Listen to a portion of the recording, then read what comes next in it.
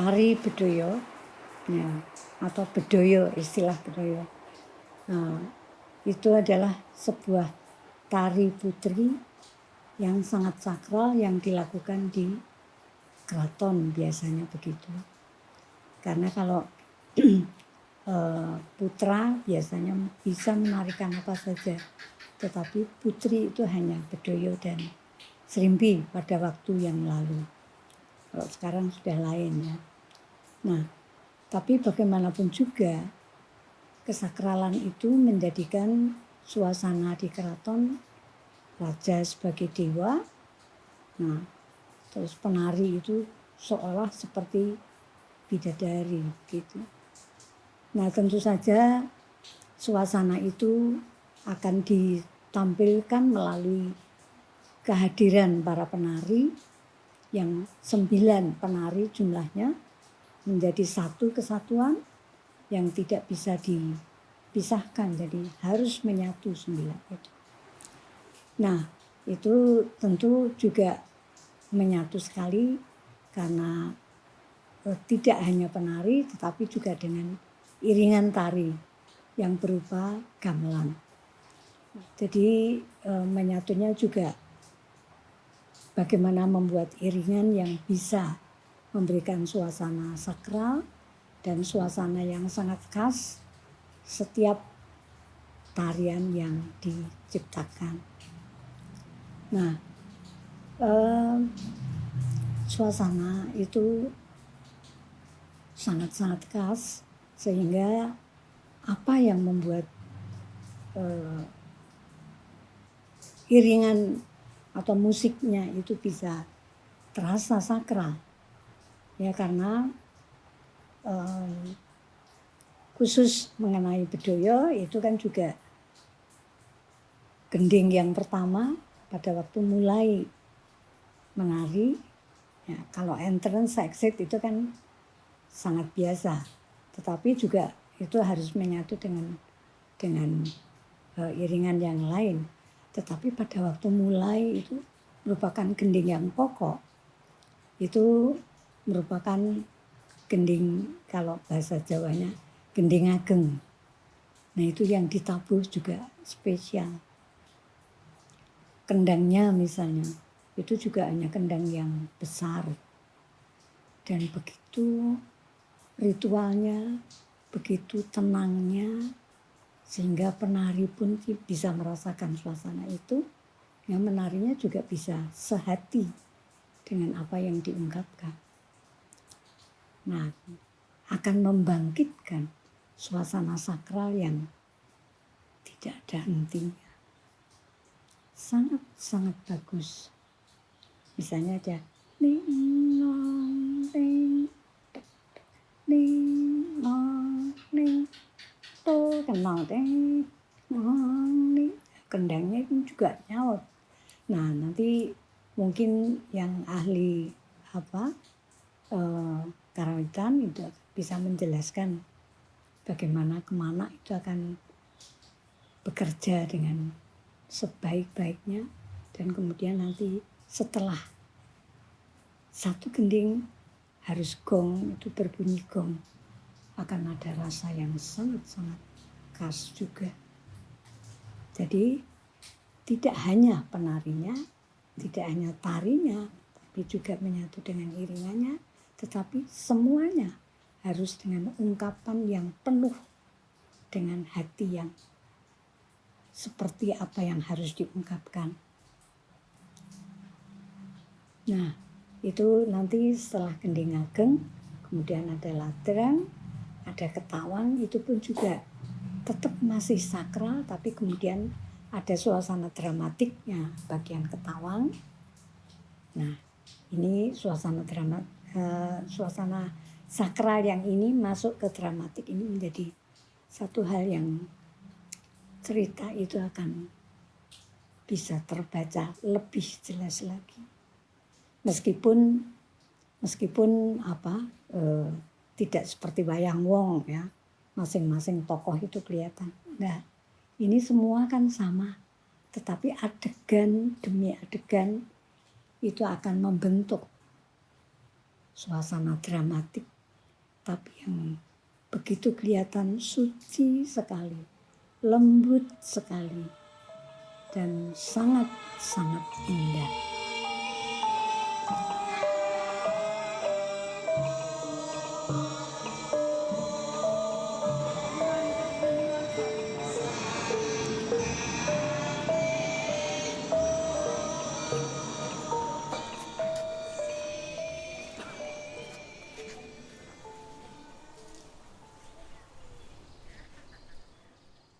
Dalam gamelan kita tidak melihat feminim maskulinnya itu tidak bisa per instrumen tuh nggak bisa. Saya pun ya sejauh ini dolanan kendang tuh nggak pernah ngerti kalau ternyata ada aturan untuk membuat kendang, bahwa kendang itu kan ada sisi besar, ada sisi kecil. Ini tebokan besar, tebokan kecil, ini yang bem, ini yang kempiang. Ternyata di situ diterangkan kalau dulu-dulunya tebokan yang kempiang ini harus dari kulit binatang laki-laki. Dan yang gede ini malah yang perempuan. Ternyata dulu seperti itu. Saya nggak tahu sekarang pembuat kendang itu mengindahkan itu atau enggak. Tapi memang buktinya sekarang jarang sekali saya menemui kendang berkualitas. Beda sekali nek kendang-kendang lawas itu yang tidak meskipun tidak terawat fisiknya tapi kulitnya masih bagus, itu memang dipakai kendang memang beda. Ada sesuatu yang apa ya?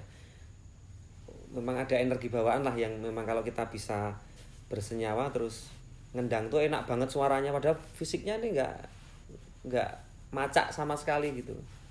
Ternyata begitu. Jadi tidak mungkin terus kalau dikembangkan lagi, karena kempiang ini memproduksi suara tak, tung, cenderung ke frekuensi atas.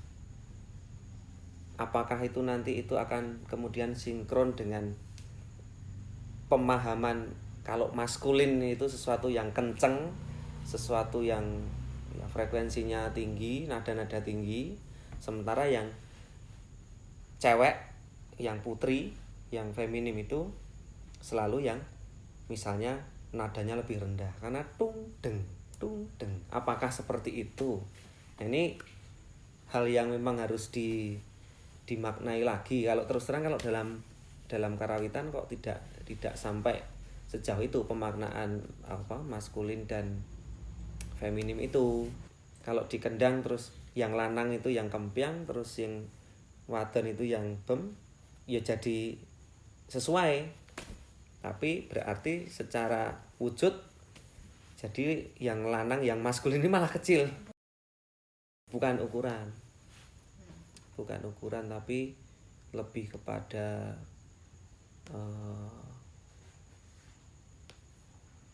apa jenenge ini, warna, lebih ke warna suara ya, timbrenya ya. Jadi lebih ke karakter suara yang dimunculkan ini menguat atau melembutkan begitu. Itu sih kalau yang saya temui di dalam gamelan. Kendang itu di Jawa ada kendang ketipung, kendang batangan, kendang ageng. Misalnya kita ibaratkan ketipung itu selalu berpasangan dengan kendang ageng. Terus apakah itu juga berarti yang kecil sendiri dekat dengan yang gede sendiri? Nah, ini gimana? Ini simbol apa? Belum ada yang menguak gitu loh. Karena ya selama ini masih orang selalu terfokus pada apa konsep 3, angka 3 dalam Jawa itu loh. Lahir, hidup, mati. Kendang makanya ada 3 ukuran, kecil, sedang, besar, kan gitu kan. Selalu ke situ, pelariannya selalu ke situ. Belum ada orang yang mengulik sejauh itu gitu loh. Kenapa kok yang sering berpasangan kok kendang kecil sama yang besar? Kenapa kemudian kendang yang berukuran medium ini sering sendiri itu?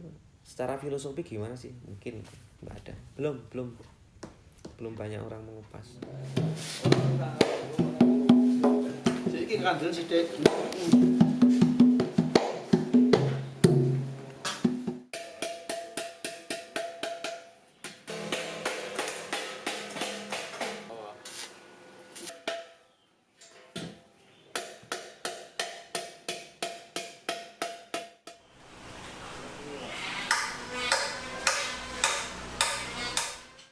Saya Trisuko Asmoro Hadi.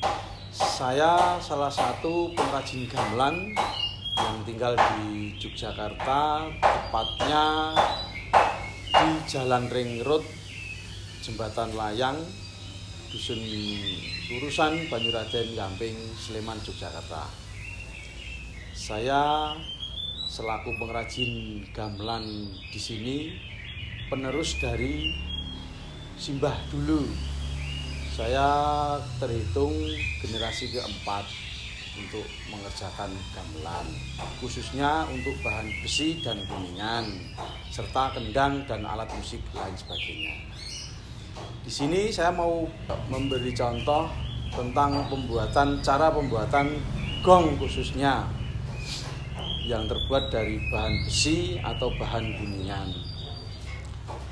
Pertama kali yang kita siapkan adalah bahan dulu yang kita gunakan. Biasanya kita memakai bahan plat teser yang warna hitam. Untuk misalnya kita mau bikin gong yang ukuran 50, kita bikin pola dulu. Kita cari ukuran, kita jangka ukuran 50. Terus kita coret, kita potong. Sesudah kita potong, kita baru kita bikin rainya dulu sesuai dengan nadanya nanti.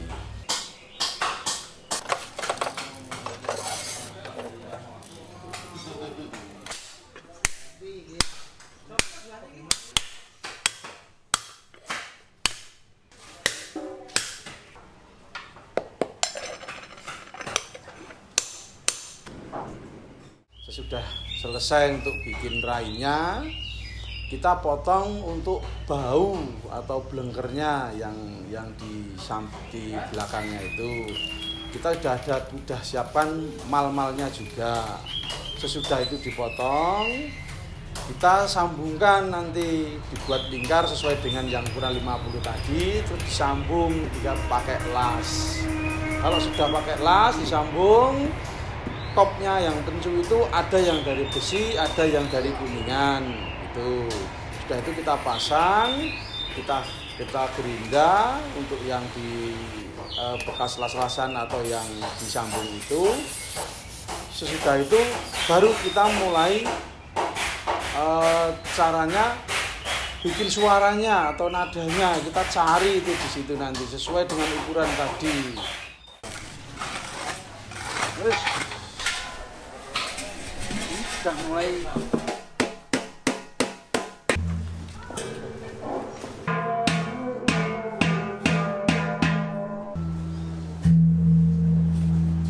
soalnya kalau gong itu kan biasanya makin rendah nadanya, ukurannya makin besar. Itu kalau untuk gong semakin minta nada tinggi, semakin kecil nanti ukurannya dan ketebalannya juga.